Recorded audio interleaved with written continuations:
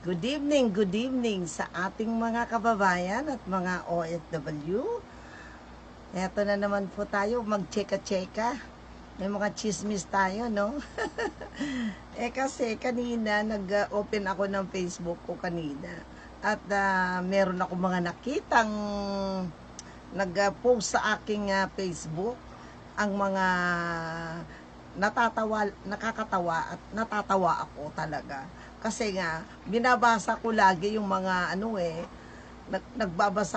binabasa ko yung mga comment. Talagang kuminsan natatawa ako na mag-isa. Anyway, you're watching Franklin Entertainment Net Radio, World Voice of OFW. Ako po si VCOF, Violeta Calicjan Oviedo Franklin. Yes. Ngayon, magchichismisan muna tayo, ha? Hindi ko alam kung sasabihin kong chismis yun. Pero, natatawa talaga ako. Siguro, hanapin ninyo sa Facebook nyo, baka na-post din sa inyo ito. Oo. Yan. Ipapakita ko sa inyo mamaya ang sinabi ni Leo Martinez, yung artistang komedyan yaon Batanggenyo. Ayan, nag-comment po siya at natatawa lang ako dahil kasi binabasa ko kasi yung mga comment, nagko-comment. Napapatawa ako talaga.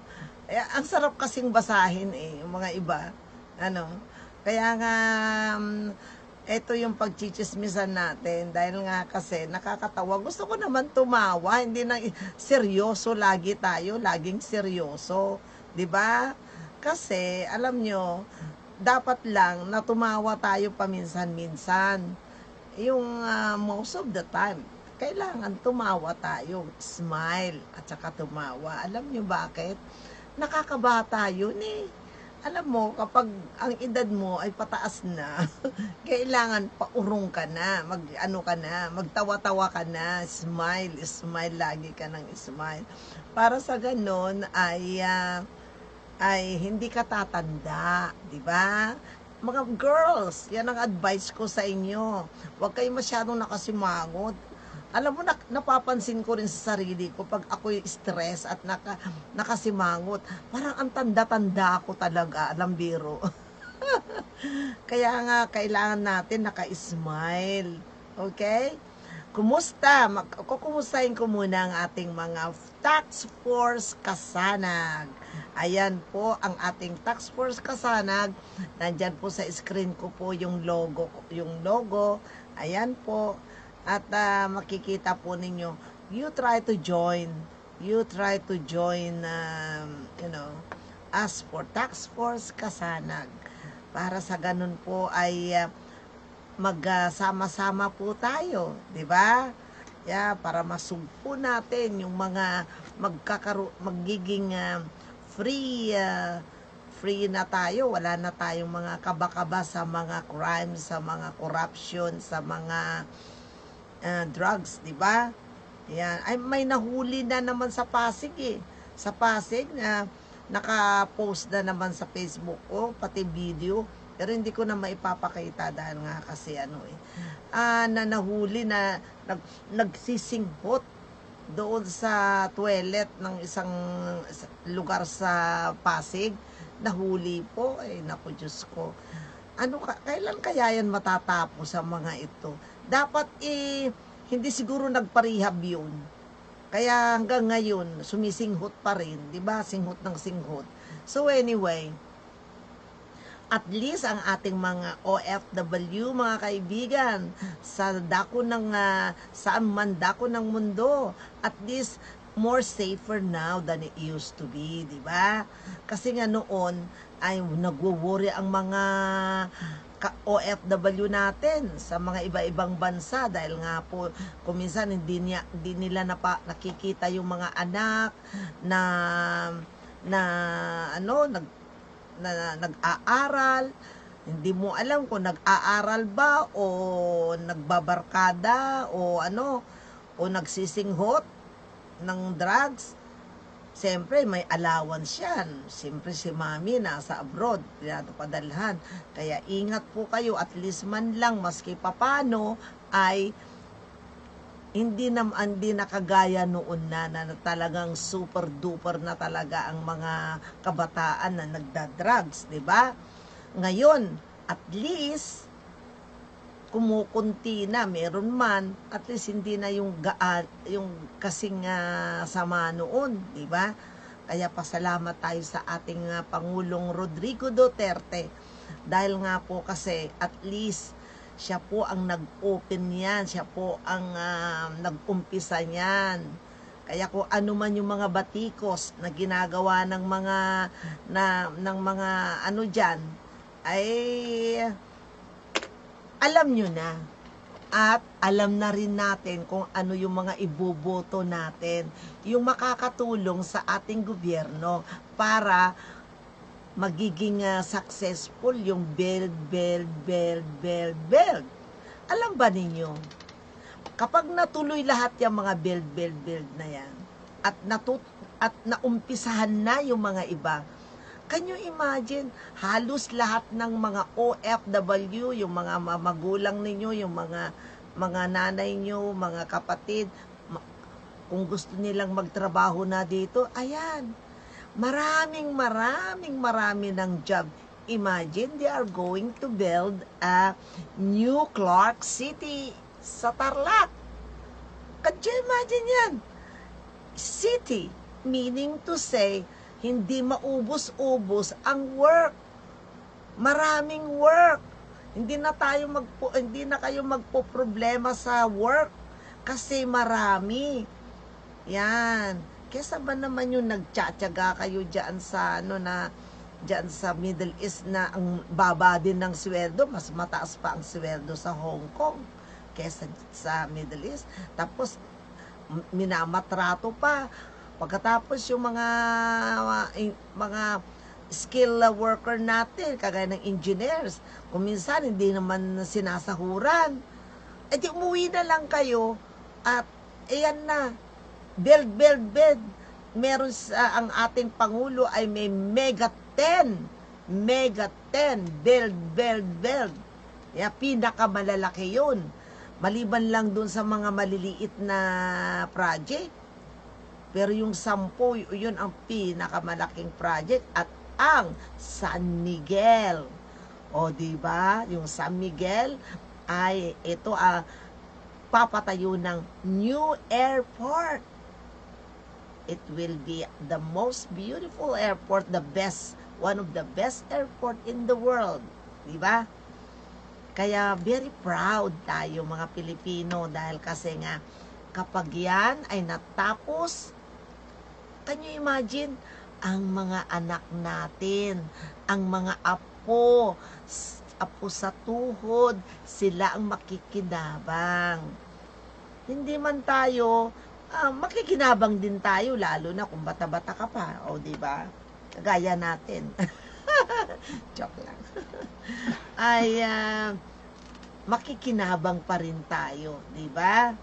Ayan, at makikita natin kung gaano kaganda ang Pilipinas. Dahil kasi nga, hindi titigil ang ating Presidente Rodrigo Duterte, ang ating mayor ng Davao, na istapin niya yan. Kailangan continuous. Kaya hindi nyo ba napapansin?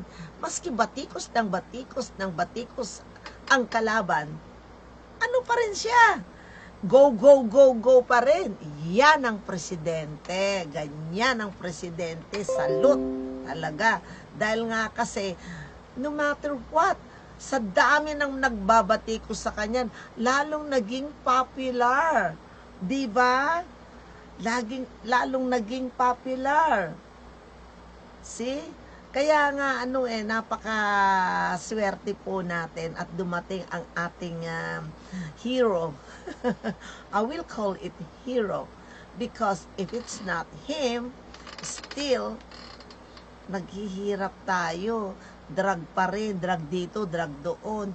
Ang korap, ubos na ang mga pera ng bayan natin. Hindi natin alam kung saan napupunta. Kaya ngayon, we already know what to do, what to vote. Diba? Diba? Kaya nga sana nga naman at tayo magkaisa. Magkaisa po tayo dahil napaka-importante na tayo ay magkaisa.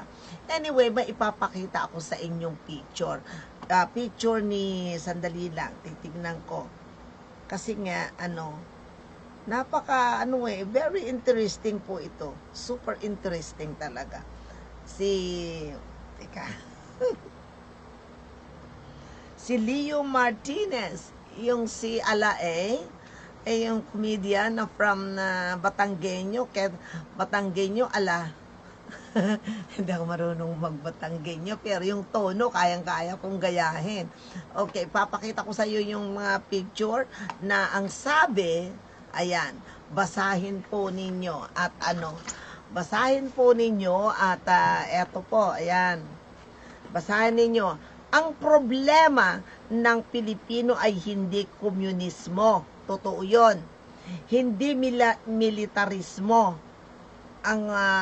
Hindi yung problema masyado yan. At hindi Amerikanismo, kundi tayo mismo. Imagine mo, tayo mismo. Basahin ninyo yung niya. 'Di ba?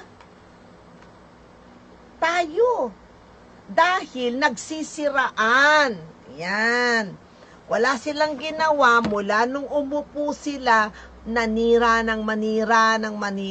Ang dami pa nilang mga kinukuhang mga witness at mga pero ano nangyari? Mga criminal din yung mga witness na yan. Hindi sila humihinto ng paninira sa ating presidente. Pero ang problema ay lalo siyang sumisikat. Lalo siyang mas maraming mga lumilipat.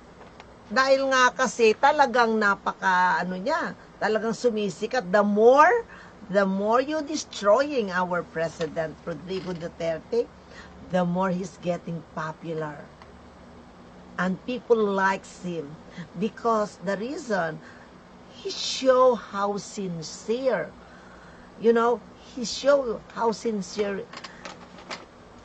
Sobrang sincere niya. At saka, alam nyo ba, he workaholic is a workaholic. Work. Ganon. Yeah. Hindi yan Kaya nga po, kayong mga nagbabatikos at lumalaban sa ating presidente, you must stop. Because the more you try to destroy our president, the more you will be now popular. You are not going to be. Yeah. The people hate you. Diba? But our president, people more love him. Yan. Ganyan po. Kaya tama po si Sir. Ang ating artistang si si Leo Martinez. Yeah, tayo mismo nagsisiraan, sinisira. Mabuti na lang at ang ating presidente ay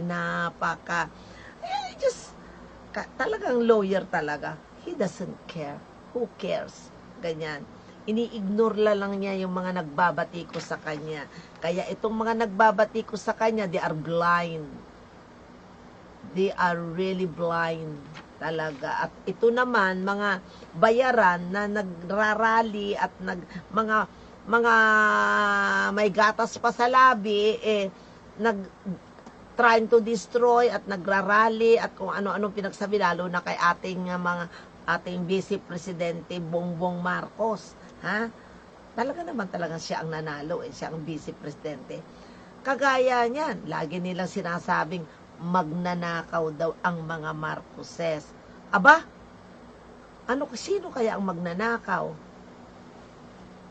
Sige, gibain lahat ang mga pinatayo ng ating President, ang ating former President Marcos, sige, gibahin lahat dahil nandun napunta yung mga pera. Sa dami-dami niyang ipinatayong mga buildings, mga build din noong araw. At mga, bakit? Sa probinsya mo, may kuryente ba nung araw? Wala. Sa aming probinsya, walang mga kuryente, kundi hasag at saka yung kandila ang ginagamit namin dahil wala pa. Pati mga roads, wala. O diba, sino nagpatayo ng mga siya? Anyway, yan po ang ibig sabihin ng ating kaibigang si Leo Martinez. Dahil nga po tama yung sinabi niya, sino ba ang nagsisirahan? Di tayo-tayo rin. Ha?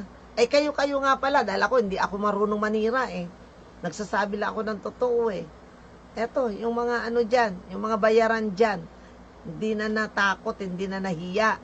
Libre na nga yung mga school, mga nila, university nila. Gumawa na nga ng paraan ng ating presidente para libre. Kesa ba naman yung nakakaawa yung mga OFW nating mga kaibigan, nagpapadala ng pera, ito pala, nagrarally yung mga allowances nila. Nagrarally. Tignan ninyo, pati hospital ngayon, hindi basta-basta na ngayon. Dati-dati, yung mga hospital, kapag wala kang pera, hindi ka aasikasuhin sa ospital. O, dumayal ka lang ng 888. Tignan natin kung hindi sila natanggal ng pag hindi nila inasikaso. At pwede ka pang humingi ng tulong sa gobyerno o anuman. O, di ba? Benefits ng mga estudyante. Balang araw yan kapag ito'y matutuloy na build at saka lalong yumaman ng ating country. Believe me, lahat sigurado gagayahin ng ating presidente ang United Kingdom na isisilang ka. Kasi silang mo pa lang, may allowance ka na. May allowance na yung baby mo. Ganyan po doon sa ibang bansa sa Europe. Isisilang pa lang yung anak, may allowance na buwan-buwan na tatanggapin niya sa gobyerno. Balang araw, ganyan ang mangyayari. Ganyan ang mangyayari. Dahil kaya nga, kailangan ituloy po natin at magtulungan po tayo, di ba? Magtutulungan po tayo. Ayan. Ikaw nga, batiin ko nga itong mga viewers ko, ha? Hello. How are you? Yan. John Moraldi Oviedo. Sky Who. Ito naman itong pangalan nitong pamangking ko na to. Grabe. Pahirapan pa akong magbasa nito. Eddie Arellano, thanks for viewing. Yeah. Goshan Nayar. Hi. Yes. Thanks for viewing. Anyway, I speak in Tagalog, English, so that you understand. I know I have a lot of foreign viewers. Yeah. Buena Lapidario Niwa. Hello, how are you, friend? How is Niwa, Japan? Yeah, Bernadette and Bautista. Like your broadcast. Thank you very much. Salamat at you like my broadcast. Yeah. Alam mo naman tayo, magchika-chika lang tayo, magchichismisan. Hindi ko alam kung chismis ito o totoo kasi pinapadala naman nila sa Facebook ko Magpadala lang kayo para pag-usap-usapan natin. Okay? Tilma Carino Ruiz. Thanks for viewing. Mina Marshall from Hong Kong. Hello. See you soon. Yeah. Delilah Samson. Akala ko Samson. Yan, alam mo yung yung movie na Delilah at saka si Samson ngayon. Joke lang. Ayan. Kaya nga alam mo sa likod. So anyway, ayan po. Mamaya ipapakita ko rin si Bam Aquino. yung pinost, may nag-post sa akin. Oo.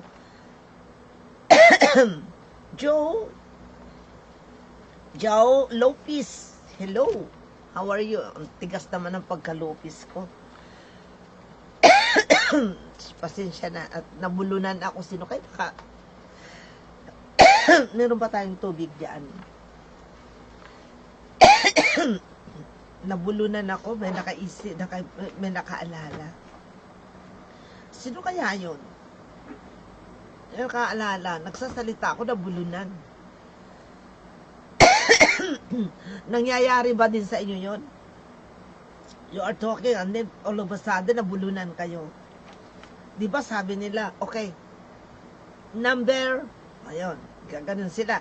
Number 5, A, B, C, D, E. E. Sino kaya yung E?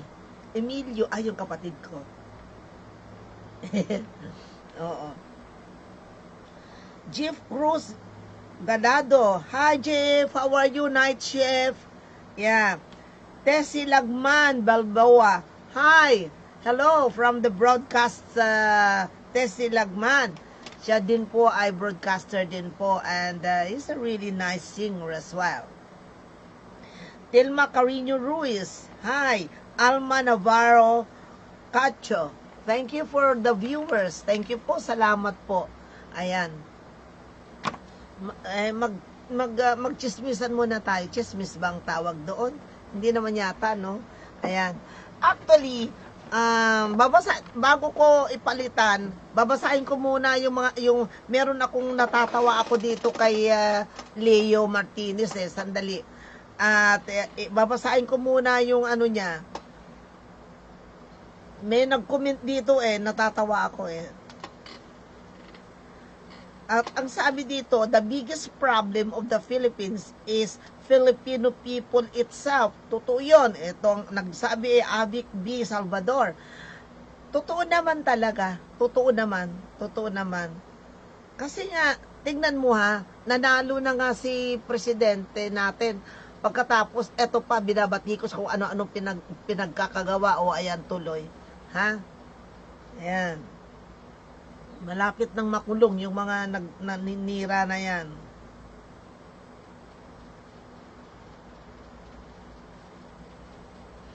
Ito naman si Aaron Lontok ang sabi, kaya kailangan maging matalino na tayo. Yes, totoo yun. Matalino naman na tayo ngayon. Kababayan, hoy, gising na sa katotohanan, huwag papasulsol sa sabi-sabi ng ibang tao. Tama. O yan, si Aaron Lontok ang nagsabi niyan. Marami, pero kung babasahin ko lahat, abutin tayo ng siyam-siyam. Kaya nga marami pa akong ipapakita sa inyo. Anyway,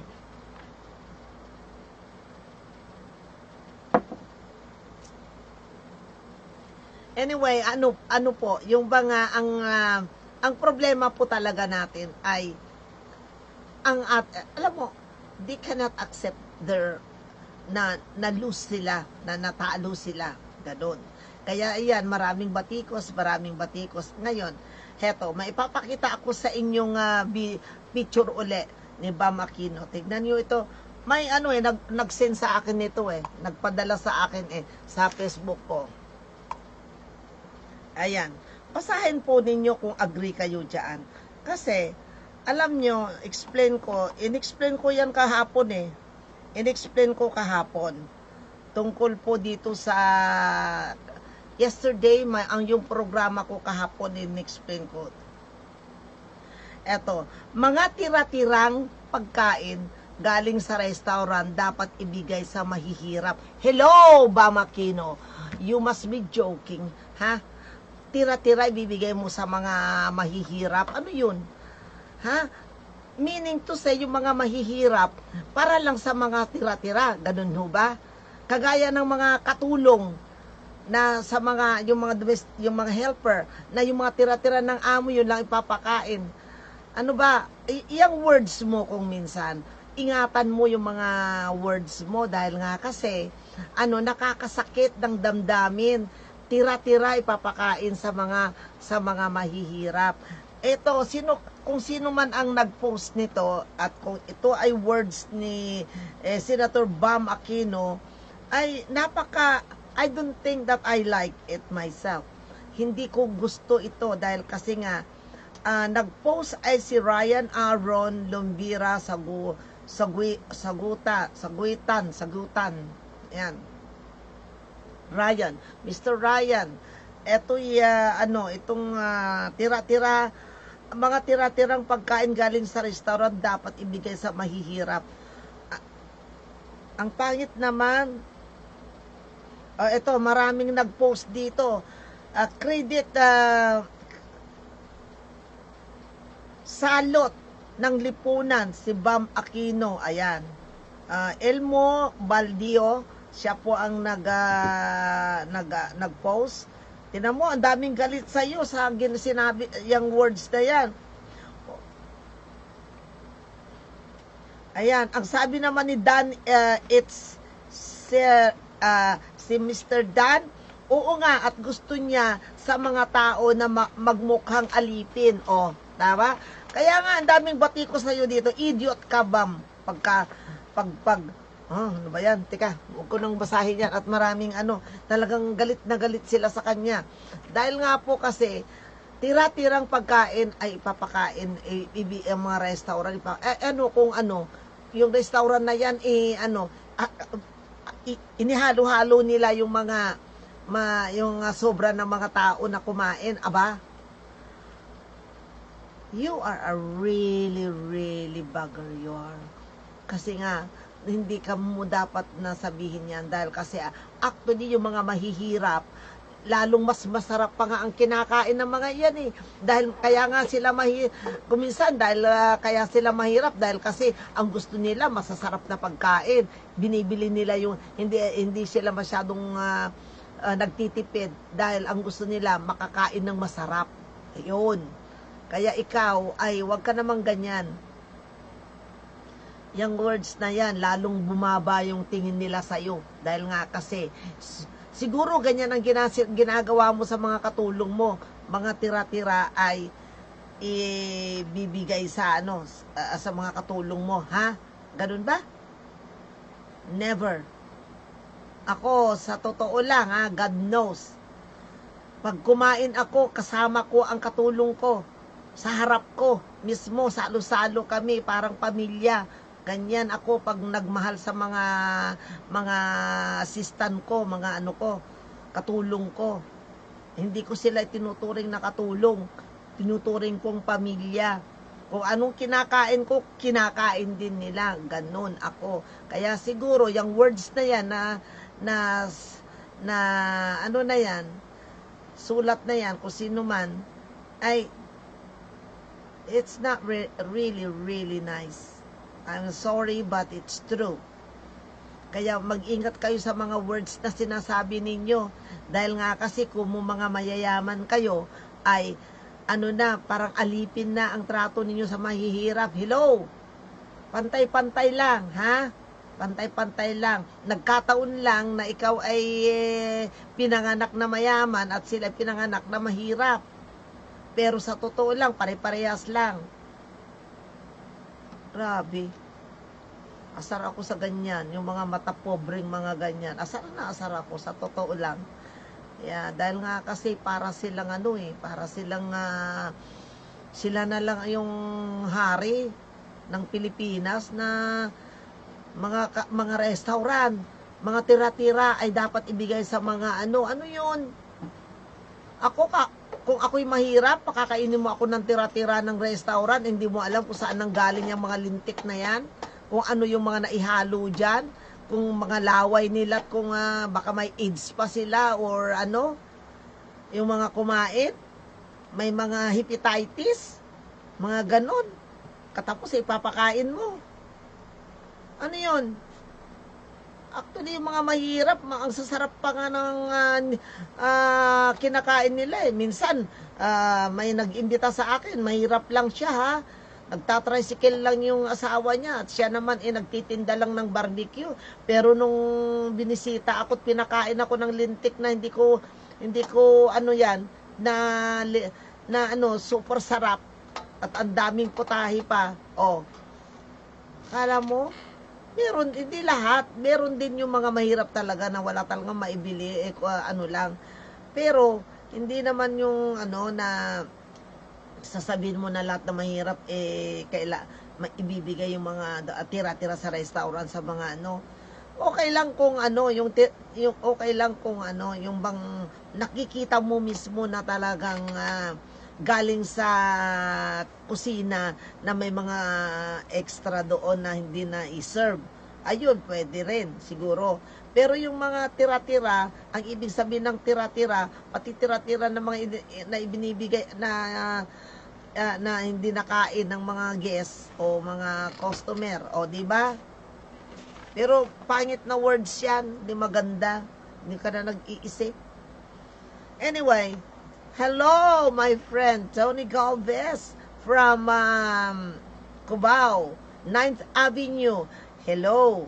Yan. Kung gusto ninyong mag-aral, mga OFW sa dako man ng saan man kayo naroroon, kapag kayo umuwi ng Pilipinas, eto, advice ko sa inyo, kailangan ay mag-aral kayo ng cosmetology dito sa Tony Galvez. Yes, school. Napakaganda, super ganda. Pupuntahan ko yun at ibibideo ko at ipapakita ko sa inyo. Para sa ganon, sa pag-uwi ninyo, maski na 6 month lang, pwede na kayo makapag-aral na kayo at may certificate na kayo at pwede ninyong gamitin yan sa, ano, sa ibang bansa, lalo na sa Middle East, dahil kasi nangangailangan sila ng mga hairdresser doon, mga manicurista, magagamit ninyo. Ayan, tapos na ako dyan, kay Bam Aquino na yan. Kasi nga sa susunod, ingatan nyo yung mga words nyo, kasi nakakasakit kayo ng damdamin. Ayan. So anyway, kailangan po natin ay yan. So, advice ko sa ating mga OFW, ayan, meron po tayong, may School of Cosmetology dito po sa Cubao, 9th Avenue, Tony Galvez. Dahil nga po, yan po ang napakaganda. Sorry, nag-i-slide ako eh. Yan na po ay napakaganda po dahil kasi, alam nyo, nung pumunta ako ng Dubai, nagturista ako sa Dubai, marami pong nagpapahanap sa akin ng mga kaibigan ko doon na may-ari ng mga salon, mga hair salon na nagpapahanap sila ng hairdresser. Ganon. Sabi ko, wow, demand pala dito ang mga hairdresser, manicurista, mga nagsha-shampoo, mga ganon. Kaya nga po, kaysa ba naman yung nagtatrabaho kayo sa loob ng bahay, na minamatrato kayo ng mga employer dyan, di umuwi kayo, mga 6 na buwan, 3 buwan, may special course naman na madali kayong lalo na yung mag-shampoo, mag-ribbon, or yung madaling matutuhan, manicure, how to design, cutting, madali lang kung talagang hilig mo talaga. Ngayon, bibigyan kayo ng certificate. Pagkatapos, pagbalik mo doon, pagbalik mo ng Middle East or saan man, wag sa Hong Kong, hindi sila tumatanggap sa Hong Kong dahil kasi domestic helper lang talaga sa Hong Kong. Unless you are professional to work in the bank or some other place, some other professional job. Pero mainly ay domestic lang. Kung domestic helper ka, hanggang dyan ka lang. Hindi kagaya ng Dubai, hindi kagaya ng ibang bansa dito sa Middle East na pwede kang mag-change basta may mag-hire sa'yo na employer. Ganun yun. Ngayon, kung kumuha kayo ng cosmetology or hairdressing or manicure lang, then may i-apply nyo yan sa ibang bansa kaagad dahil nga kasi may certificate naman kayo or the certificate will be follow. Yan. Mag-sacrifice lang dahil nga kasi mas maganda ba naman yung trabaho ninyo nasa salon, naaayos niyo yung sarili, gumaganda kayo, hindi yung kagaya ng nasa ano kayo, nasa katulong diyan na wow, maglilinis ng kaldero kung ano-ano diyan. Pero kapag kayo ay nakakuha ng certificate, cosmetology or hairdressing or ano man, or massage, makeup or whatever, dito po kay Tony Galvez, 9th Avenue. O di kaya tawagan lang po ninyo ako at ihahatid ko kayo mismo. Ayan, ganun ako kasipag eh. Ayan, nandyan sa harap yung ano ko, yung telephone number ko. Ayan, para tumawag kayo at dadaling ko kayo mismo doon.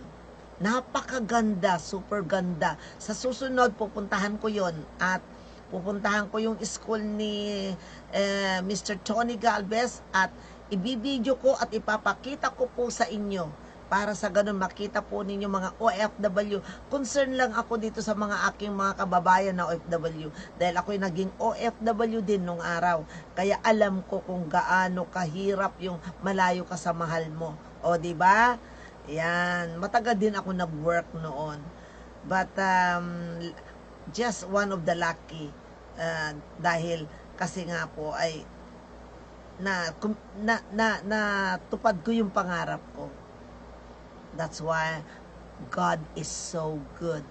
God is good. Yan. So anyway, kaya nagawa ko, magagawa din ninyo, di ba? Nagawa ko, magagawa ninyo. Ganyan din ang ginawa ko noon. Nag-aral ako ng cosmetology, hairdressing, manicure, lahat. And then, nag-abroad ako o ano. Diba? Ayan. At saka kapag kayo ay beautician, at kayo ay nami-maintain ninyo yung beauty ninyo dahil kasi nasa salon kayo, nakikita nyo lagi yung mukha nyo, naaayos ninyo. O diba, yun ang benefits. Ayan. Kaya nga, pumunta kayo doon sa Tony Galvez School. Ayan. At salon. Kung gusto ninyong magpa-beauty, alam nyo naman. Ayan. At hatid ko kayo, tawagan lang ninyo ako. Ayan. Ophelia Desierto Apostol. Hi! Ophelia is from Hong Kong. Hi!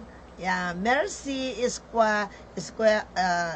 Esquera Igana. Mercy. Ayan ay friends, ha? Yeah. Mercy. Thank you. Omar Bailon. Hi. Kumusta? Erma Itia. Hello, friend. How are you?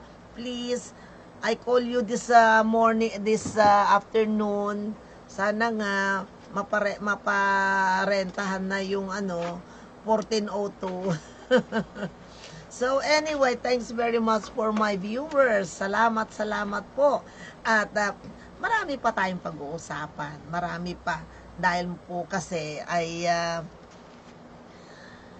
matagal po kasi akong kuminsan wala ako. Sorry pag wala ako dahil nga kasi masyadong busy rin. Nagla-live din ako sa labas ng Bright Sky. Kasi po ay mahilig din po ako sa traveling. Travel po ako. Teka, ayusin ko lang yung upuan ko at nahuhulog na ako. Kasi nag-move yung upuan ko para akong Yan. Kaya nga po ay sana nga ay ating mga OFW mag-ingat po kayo dahil marami pong mga still meron pa rin pong yung naaabuso. Yan.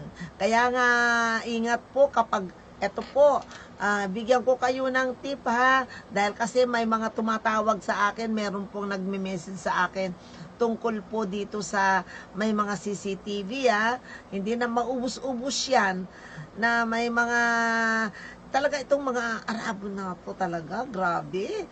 Bakit sila maglalagay ng CCTV? Maski sa Hong Kong meron din Meron din nagrereklamo doon na naglalagay sila ng CCTV sa banyo at saka sa kwarto. Imagine mo, banyo.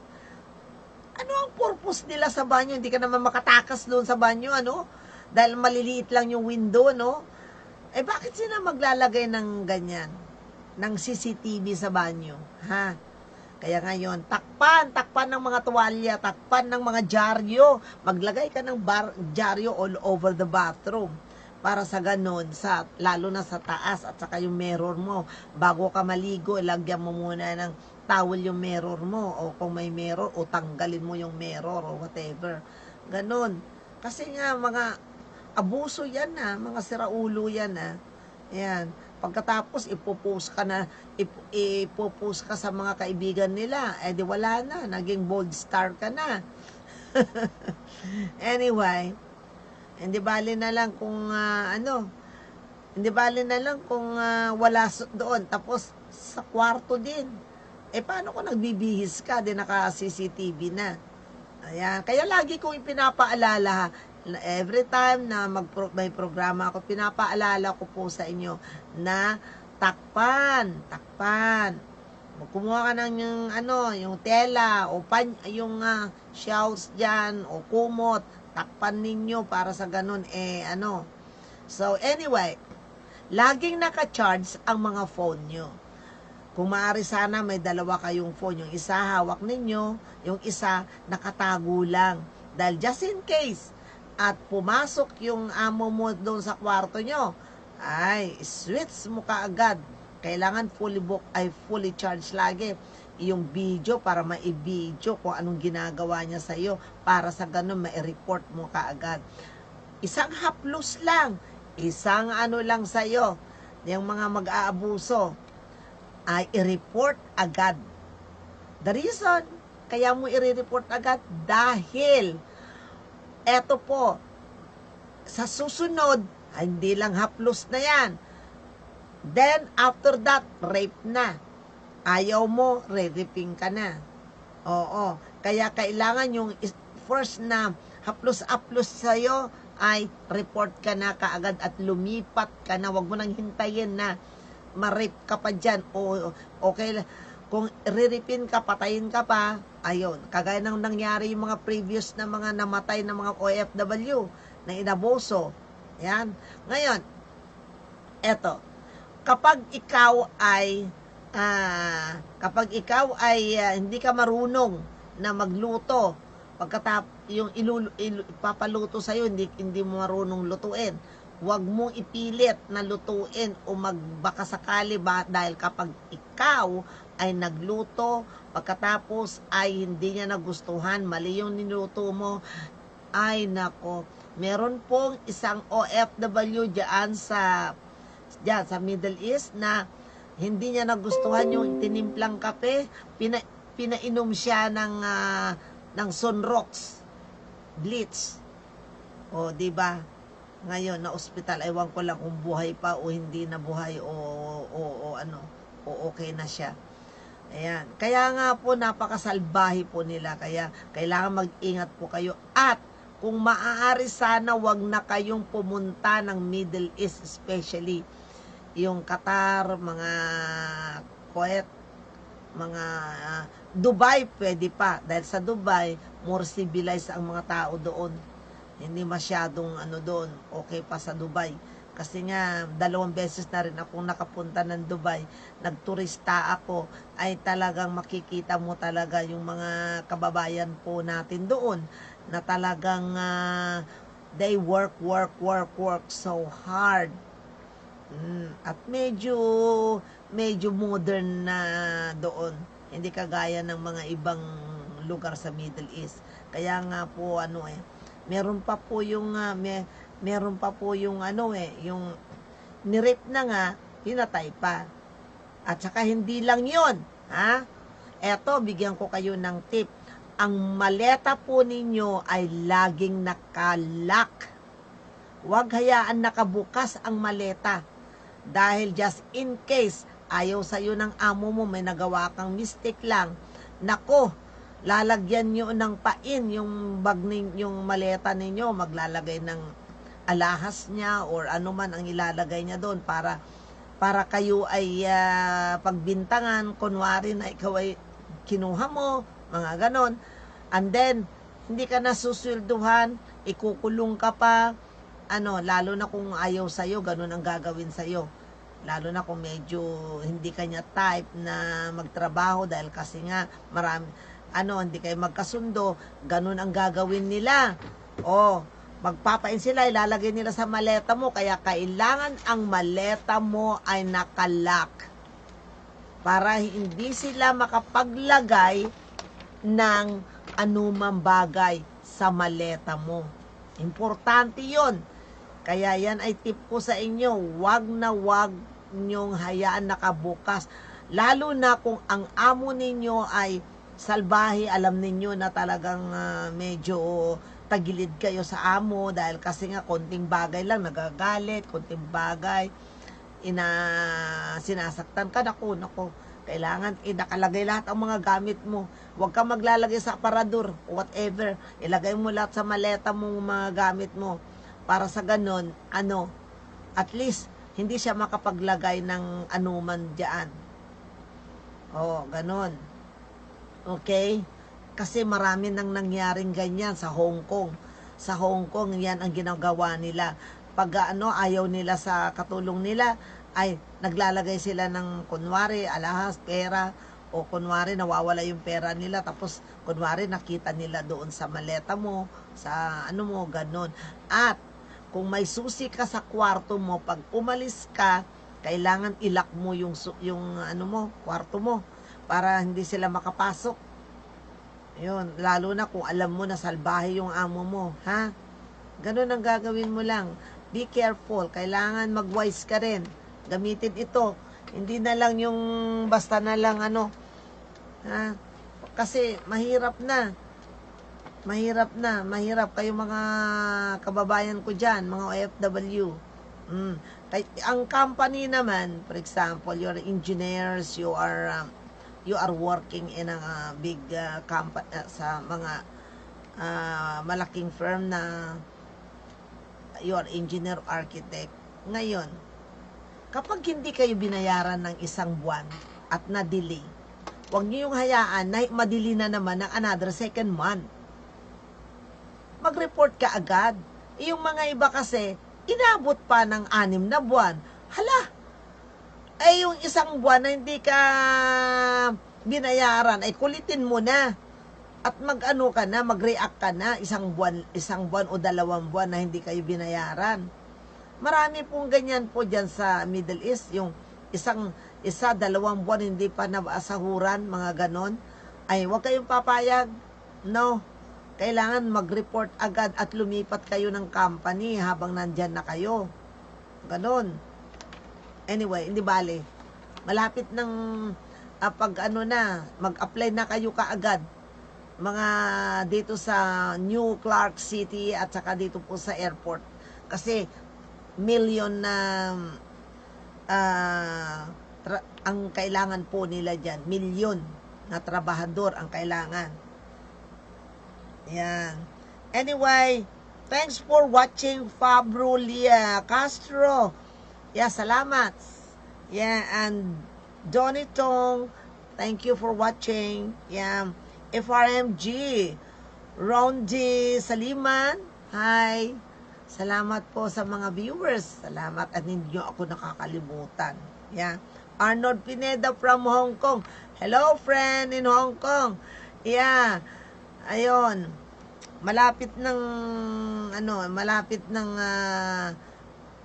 nakabukas na ang Boracay. Ang kaso nga lang ay napakabagal nilang mag-issue ng permit. Yun lang.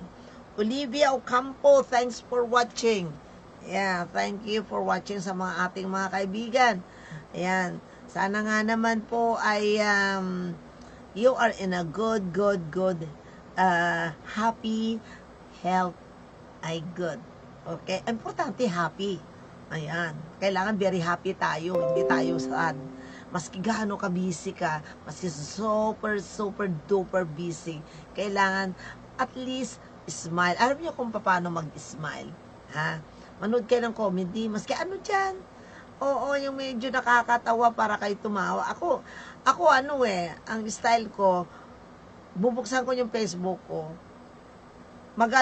yung bang titignan ko yung mga nakakatawang mga cartoons ng mga politiko doon. Tapos may mga words silang nakakatawa. Tapos babasahin ko yung mga nag-comment. Ay kuminsan meron yung mga nagko-comment na talagang comedy talaga, na nakakatawa talaga, napapatawa nila ako. Alam mo, mahirap kasi tumawa eh. Kailangan natural na may natawa ka dahil sa isang bagay, o di ba? 'Yon. Anyway, babatiin ko ang aking mga task force member kasanag. Yan. At ang aming founder at president ng task force kasanag ay si Sir John J. Chong. Siya po ang founder. Siya po yung nag-start nito. At we have more than 700,000 member agad in 9 years. Actually sa Luzon, sa Mindanao and Visaya, nag-start sila ng 9 years na. Pero dito sa Luzon, only 3 years ago, na nag-start po dito. But, we already have, napakadaming member na kaagad. Oo. So, kaya nga ho ay kailangan mag-join kayo. Join together. Join together. Task Force Kasanag. Yan. Para sa ganon ay magsama-sama tayo. Okay? So, para maprotektahan natin ang ating Pangulo, kailangan maprotektahan natin para sa ganun po ay tuloy ang build at pagtulong niya sa ating mga kababayan, mga mahihirap. Yun, dahil nga po kasi, ay nako, sawang-sawa na po tayo sa mga hirap, di ba? Sawang-sawa na po. Dahil nga po ay, alam nyo,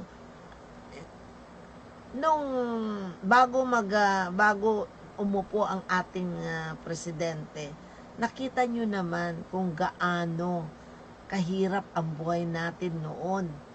Ngayon, at least, marami nang nangyayari, kagaya ng libre ng college.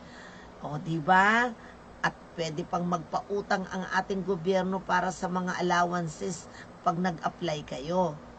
Pero, iyan ay para lang sa mga mahihirap. Ayan. Kumusta ang ating mga kababayan, mga ita dyan sa Boracay? Hello po. Napakasipag din nila. Sana nga naman ay gayahin natin ang mga ating mga kababayan doon. Yung mga aita natin, mga manyang natin doon. Dahil nga po napakababait po nila at napakasisipag at nagtanim-tanim sila ng mga gulay, mga lettuce, ang dami. At saka tinignan ko mabuti how they plant. Naku po, very interesting. Tomorrow, ipapakita ko sa inyo kung paano sila nagtanim at kung yung mga tinanim nila. Meron pong lupa sa Boracay, dito po sa residence area, na ginawan po nila pinagtaniman po nila ng mga gulay. Kasi nga po, mahal ang gulay sa Boracay. Grabe, sobrang mahal. Kung ano ang presyo dito, doble doon. Kaya, ang ating mga kababayan doon na ay nagtanim sila. Kaya nga po, bukas po ipapakita ko sa inyo. Yun ang topic natin tomorrow about dito po sa ating kababayan. Kasi nga po, kailangan pong matuto tayo sa ganon. Alam po ninyo na napakasarap magtanim. Ako nga Diyos ko, walang lupa dito sa bahay ko. Panay konkreto, pero doon sa attic, naglagay ako ng mga malalaking, mga medium size na mga paso. Naglagay ako ng malunggay, papaya, Sa susunod, ibibideo ko rin. Para sa ganun, ay makikita ninyo kung paano. Dahil po, lalo na yung mga kababayan natin na may maliit na lupa sa likuran ng bahay. Naku, Diyos ko, gaano lang naman yung maglagay ka dyan ng ampalaya. At tapos, tali-tali muna lang sa bakod mo. Maglalagay ka ng, yung pag kumain ka ng avocado, ilagay mo lang sa loob. Naku, kusa na lang natutubo yun. Dahil ang avocado na leaves, ako interesado ako sa avocado na leaves. Ginagawa kong tea. Yan, ay napakaganda, panlinis ng katawan. Yan, panlinis sa loob. Para pag kumakain kayo ng medyo mamantika, medyo at least na ilalabas lahat yon. Kaya ako, pag kumakain ako ng, season na ng avocado, bumibili ako ng kilo-kilo. Alam nyo ba, lahat ng buto niya, tinatanim ko. Wala akong tinatapon. Kagaya ng atis. Yung leaves ng atis ay, wow, napakagandang gawing tsa. Kasi ang daming benefit sa katawan. Pag may sakit kayo sa cancer or stage 1, araw-arawin yung uminom nyo ng dahon ng atis para makatulong. Baka mamaya, na nyo na lang, wala na pala kayong cancer. O, ganon. Diba? Marami po. Alam nyo ang gagawin ninyo, mag-research kayo. Lahat ng mga dahon-dahon dyan, ng mga prutas, lahat meron pong benepisyo yan. Ayan po, ako po yung si herbal lover ako eh. Pag umiinom ako ng kape, hindi ako umiinom ng pure na tubig. Naglalagay ako ng oregano, lagundi, na avocado, dahon ng atis, maski yung dahon ng papaya ay napakaganda rin para sa katawan yon. Okay? Kaya nga po ay sana nga ay yung gawin natin yung yung mga 1500s before Jesus Christ. Ano ba? Walang doktor noon pero bakit nabubuhay sila? Bakit ang lakas-lakas nila? Bakit mas longer ang life nila? Kesa ngayon. The reason ay mga dahon-dahon, di ba? Okay, anyway, hanggang dito na lang po. Meron pa ba tayong babatiin dyan? Ayan, titignan natin. Okay, so anyway, salamat, hindi ko po mabasa yung mga message po ninyo, pero babasahin ko mamaya at sasagutin ko mamaya. Dahil po kasi nasa studio po ako ngayon. Ayan, napakalayo yung at dito naman, late naman dito sa Facebook. Ayan, kaya hindi ko po. Anyway, at least, yung mga binabati ko po, sinusulat ng IT ko at binibigay sa akin, kaya nababati ko po sila. Kaya nga, hanggang dito na lang po at tomorrow ulit. Bukas na ulit. Basta, nandito po ako, nagbo-broadcast po at kwento-kwentuhan po tayo kapag nandito po ako sa studio. Pero sometimes, lumalabas ako para mag-live. Sa labas naman po ako nagla-live. Kaya panuorin nyo rin yung mga live ko yung Bright Sky. Bright Sky po ang pangalan ng live ko pag ako'y nasa labas. Yeah. Kasi nga po, eto malapit na naman akong pupunta ng Hong Kong.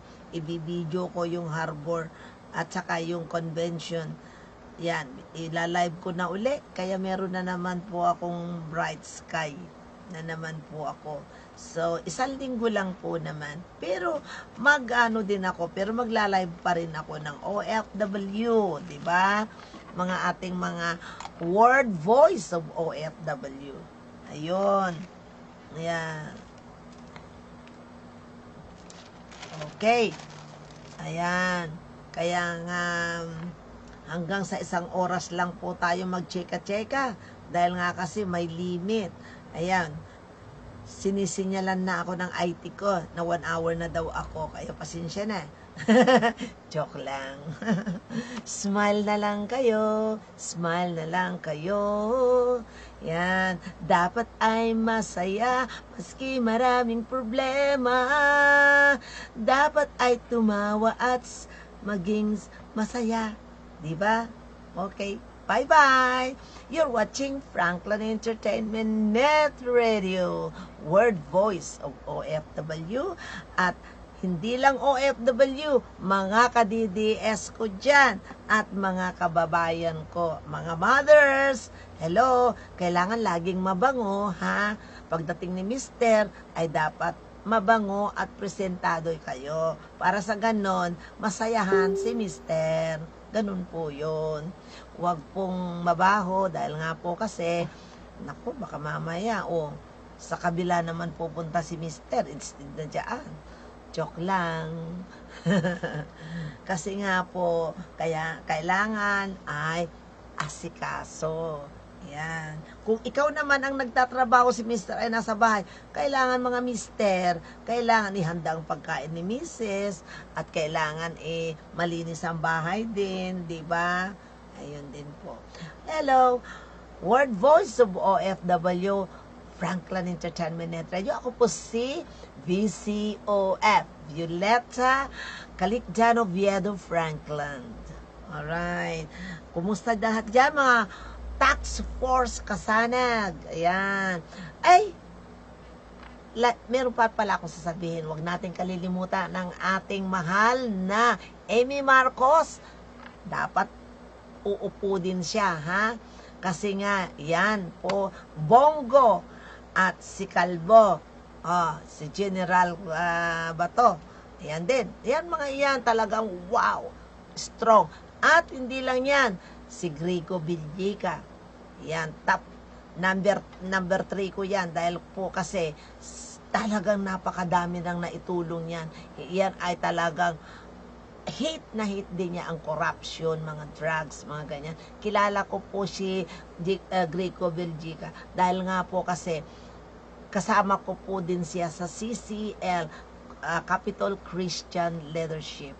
Yan po, napaka-good heart. Yon. At sasabihin ko pa sa inyo yung mga iba. Isa pa, si Erwin Tolfo. Tagapagtanggol ng mga mahihirap.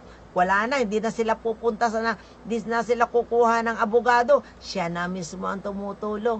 Ayan po ang ating mga gusto ko talaga. Alam nyo kung bakit?